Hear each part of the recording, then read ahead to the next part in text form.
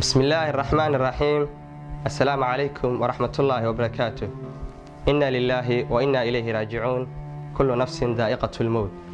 waxaan rabaa inaan dareenkayga la wadaago walaashay Caasho Ilyas oo fal arxan darro ay u geysteen ragna la wadaaga magaca Soomaalinimo. falka ka dhacay gaalkacyo maahan maxalada wax hore u dhici jiray waa fal ugu nagu ah. falka muslim iyo gaal mid sameeya ma jiro la isku maraacsana maxalada waxa jirta aayad quraan oo dhahaysa maxalada ka cabsada fidna aan saameynin kuwii dambiga galay oo kaliya ee saameynaysa dhammaan bulshada. haddii aan ka aamusna annagana falka oo micnahan saameynayo oo aan dambigiis wax ku yeelanayno wixii hadhowtii ilaahay cara xaqiisa ka imaatana aan wada qaybsanayno. waxaan Soomaalida ugu baaqayaa meel walba ay joogaan inay ka dhiidhiyaan falkan.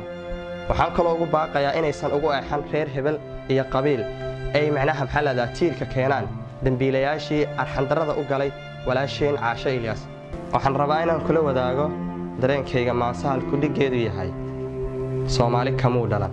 waxayna ku bilaabanaysaa adoo heli kara kafeeya kaltoon iyo nimco kaaba maxaa koor xumaan kaaga dhigay kufsi iyo laka xooga maxaa curdin soo koraysa gabaraan wali kaalin qaadin maxaad u kaliftay miskiinta kaskaagu miyuu shaqaynin miyaan damiir ku celiyo lahaynba kalbini aadami kufri muu yeelayn sidaase miyaad ku korin xalaal Soomaali kamuu dhalan niman koolkoolin dumar niman kalkaalin haween niman garab siin kolna niman u dulqaadan karayn niman kax iyo dhib mooyee kadeedka ka leexinayn markay kuftay leecdo niman ka kicinayn dhulka isirkaagu waa kuma ma dhal kala dhalaa tahay xalaal kuma kaceen sidaase miyaad ku dhalan kitaab islaamnimo ka gudubtayee xitaa kaafir iyo yahuud kaniisadihii iyo sanamyada